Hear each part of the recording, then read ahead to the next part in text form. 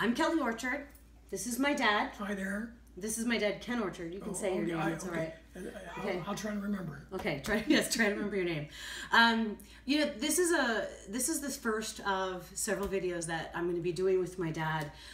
He has a very long and illustrious history in broadcast radio, starting out in Los Angeles.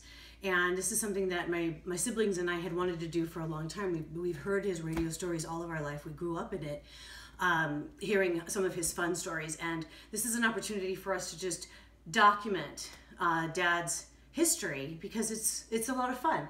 And so we'll try to make them short and sweet, and Dad's kind of funny, so so we'll have some laughs as well. But the stories are fun. The first one will last until Tuesday. Okay. All right, the first one's going to last until Tuesday, so buckle up. Just kidding. So Dad, you graduated from high school in Van Nuys, California, which is in the San Fernando Valley in Los Angeles. Right. And we'll do that for the people who don't know Los Angeles like we do.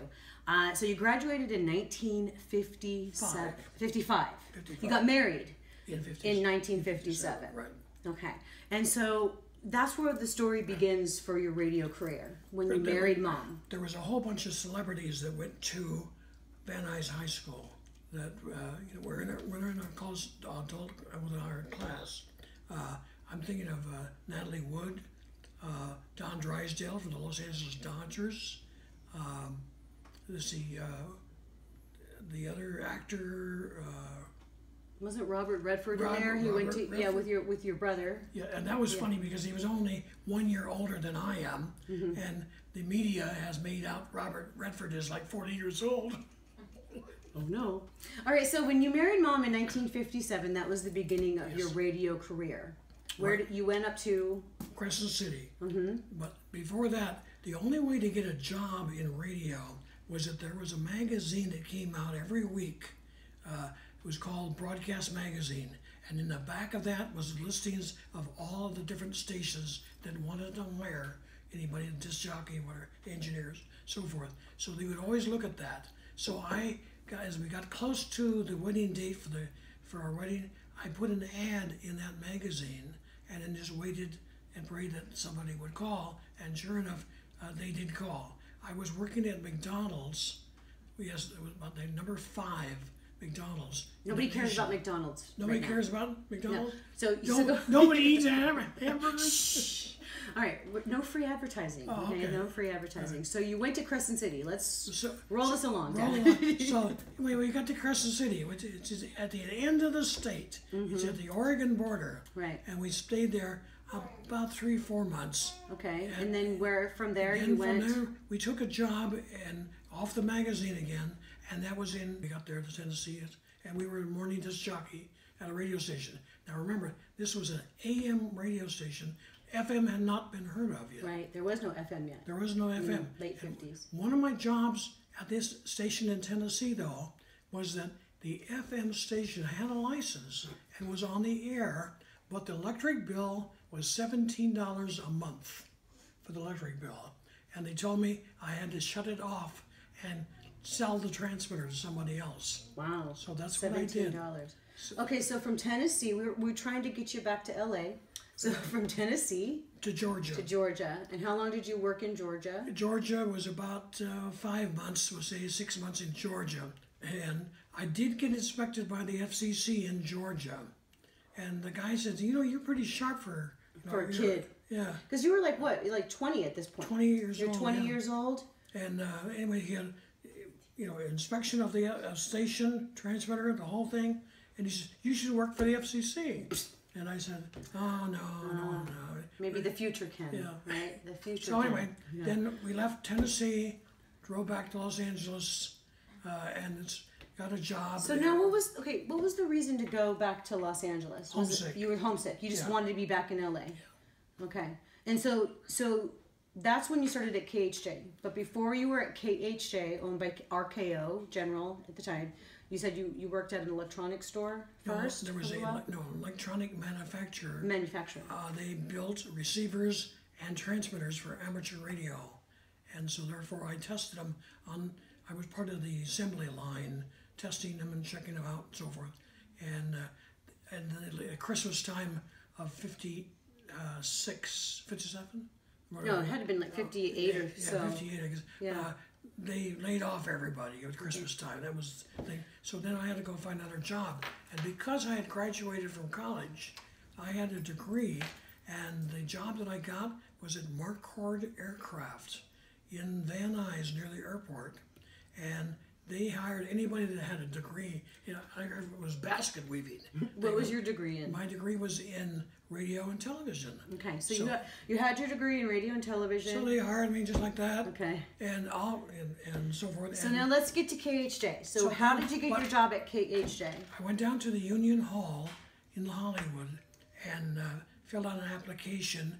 And the union is at that time, they wanted to they would always send off their guys that they owed something to, and they weren't going to send off another 20-year-old to get a job at KHJ.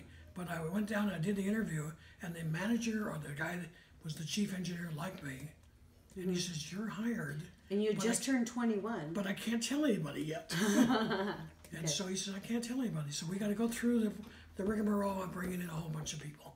So when you started at KHJ in 1959, yes, at 21 years old, March. Yeah, you were the youngest engineer hired. There's 70 engineers for radio and television 70. In the building.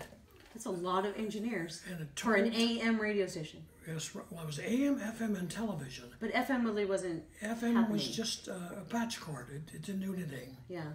And television was Channel 9. Right, so you'd go back and forth because you were a cameraman for Channel 9 as well. Right. Okay. But with the 250 people there was 250 on the staff. 70 of them were engineers, and so they wanted somebody that was smart. They got you. Yay. They got me to do vacation relief. So whatever engineer was on vacation, I had to do his 2 weeks. So you learned every single aspect. Videotape, camera work, audio, you just name it. Whatever those guys did, transmitter work. I was, can you imagine going up to Mount Wilson in Los Angeles? And I'm 21 years old. That was my first time. Was in 1959 at Mount Wilson. That's been 60 years ago or whatever.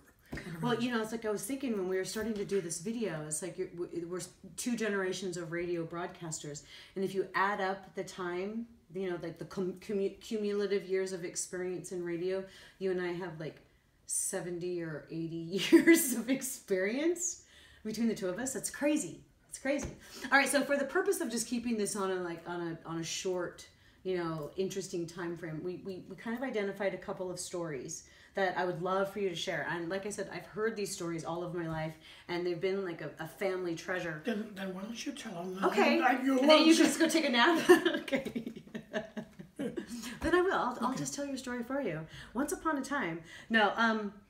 We could talk about, this is pre-Boss Radio. Now, Boss Radio was kind of introduced in the mid 60s. So from 1959 until 1965, you had said that first of all there was multiple format changes. Format of the Month Club. Format of the Month. Yeah. In Los Angeles. In Los Angeles. Right. So now tell me the story about the LA Lakers. Well, in 1961, the Lakers came out of Minnesota. Land of the Lakes. Land of the Lakes. And that's how they got their name, the Lakers. And they came out to Los Angeles and they tried to find a radio station that would carry them. And so they stopped at KHJ, and the management agreed to carry them, gave them a multiple year contract, so forth. And so we started broadcasting. But now they needed some young and healthy, strong person, that's me, to go and carry all the equipment and go to the remotes and carry this equipment. Now remember, this is the equipment from 1959, 1960. Stuff was as big as this table. It was huge and stuff. Weighed a ton. Yeah. So now where did they play? Where did the Lakers play? They played at the Sports Arena in Los Angeles. Okay.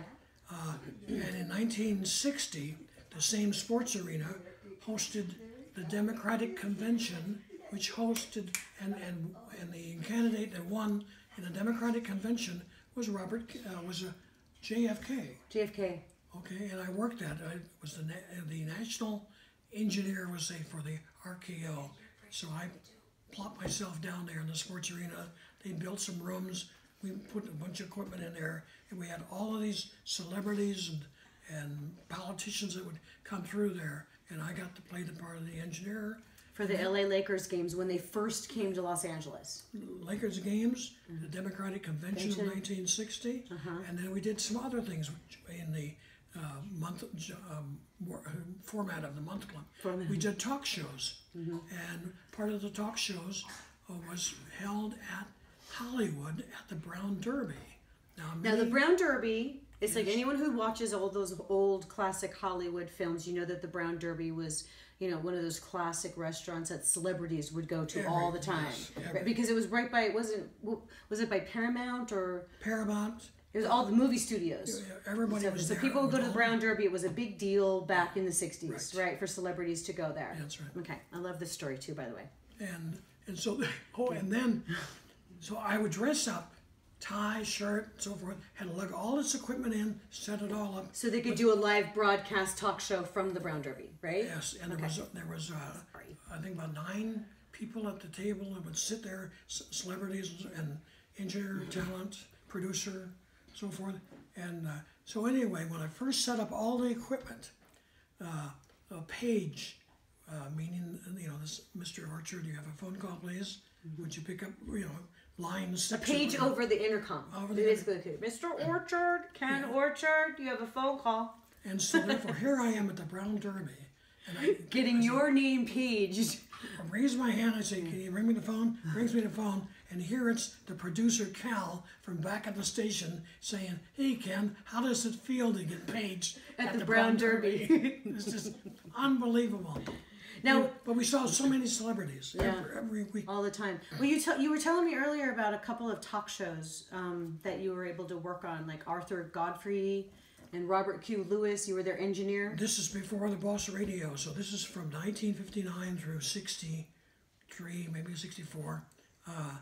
There was Arthur Godfrey, Robert Q. Lewis, and then I had to do some other things, which was interesting, because Debbie Reynolds had just recently died, passed on. When? Debbie Reynolds. She recently died, like, when we were recording this video. Right. She was still alive when you were talking about this. She was alive there. And so I had to go out to her place and record her saying, without her name being said, who it was, and then we would play back little chirps on the air, and people would try and guess who it is.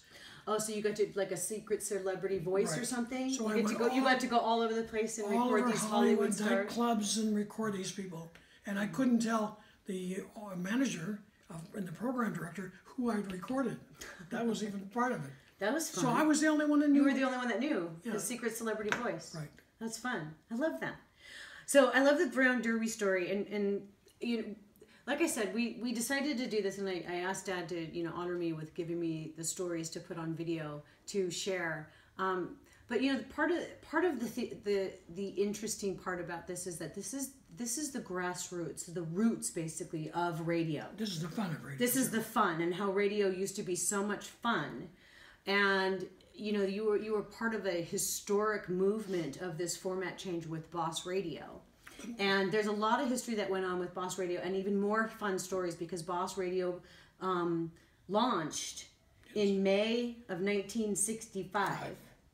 And my dad was the engineer on duty when they broke format. So it's very probable that you're the one who played the very first KHJ Boss Radio jingle promo. And, right? And remember, that out of 75 engineers, I was the one that was selected. You were the one, yeah. That was selected to do this, to change history. Yeah. Radio had just come out of the golden age of radio, where radio had all of these old radio shows, Lone Ranger, and all these old radio shows that you heard over the Mutual Network. And then all of a sudden, overnight, they all went over to television, and they all became George Burns, Gracie Allen, they all shows then. Right, so then radio had to reinvent itself. Reinvent itself. Yeah. So that's why we went through the format of the Month Club, trying to find figure out just the right ticket. And Boss Radio was a hit. So on our next video, we're going to talk about the origin and the beginnings of Boss Radio in Los Angeles from somebody who was there behind the scenes. Right? Right. All right. So say adios. Bye. Bye. Thanks for joining us.